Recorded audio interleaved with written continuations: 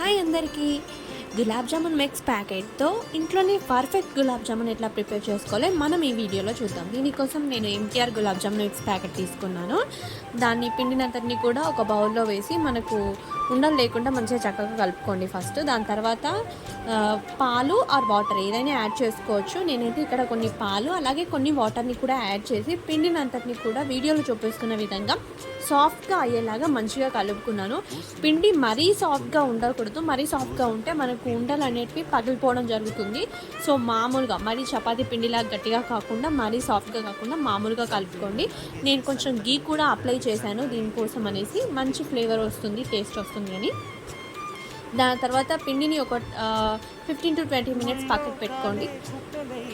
తర్వాత 15 మినిట్స్ తర్వాత నేను ఆ పిండినంతటిని కూడా చిన్న చిన్న బౌల్స్ లాగా చేసుకున్నాను. వీడియోలో చూపిస్తున్న విధంగా సాఫ్ట్గా చేసుకోండి. దాని తర్వాత స్టవ్ పైన ఒక కడాయి పెట్టి కడాయిలో ఆయిల్ యాడ్ చేసి ఆయిల్ని ఫుల్గా హీట్ అవ్వకుండా సిమ్లో పెట్టి మనము ఈ గులాబ్ జామున్ అంతటిని కూడా వేయించుకోండి. సో అప్పుడు ఏంటంటే అవి ఎక్కువగా వేయకుండా ఉంటాయి. మనకు మామూలు గోల్డెన్ బ్రౌన్ కలర్లో వస్తే సరిపోతుంది. మరీ రెడ్గా అయిపోవడం వల్ల ఏంటంటే మనం పాకంలో వేసేసరికి అవి ఎక్కువ డార్క్గా కనిపిస్తాయి. సో నేనైతే గోల్డెన్ బ్రౌన్ లాగా వేయించుకున్నాను. దాని తర్వాత చక్కెర పాకం ప్రిపేర్ చేసుకుంటున్నాను. ఇక్కడ నేనైతే 1.5 గ్లాస్ షుగర్ తీసుకున్నాను.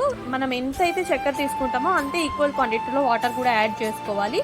సో అప్పుడే పాకం అనేది మంచిగా వస్తుంది. అండ్ ఇది కూడా మనకు మరీ చిక్కటి పాకంలా కాకుండా తీగ పాకం, కొంచెం జిగురు పాకంలాగా అయినప్పుడు మనము ఆఫ్ చేసుకుంటే సరిపోతుంది. ఇందులో నేను ఇలాచీ కూడా యాడ్ చేశాను. సో నాకు ఇక్కడ తీగ పాకం రెడీ అవ్వగానే నేను పాకంలోకి గులాబ్ జామున్లు అయితే యాడ్ చేశాను. పాకం వేడిగా ఉన్నప్పుడు మనం వాటిని యాడ్ చేయడం వల్ల అవి తొందరగా అబ్జర్వ్ చేసుకుంటాయి అన్నమాట పాకాన్ని. సో వీటన్నిటిని కూడా నేను ఆ బౌల్లో వేసి కాసేపు మూత పెట్టాను. సో తీసి చూస్తే ఇలాగున్నది. వీడియో నచ్చినట్టయితే లైక్ చేసి సబ్స్క్రైబ్ చేసుకోండి.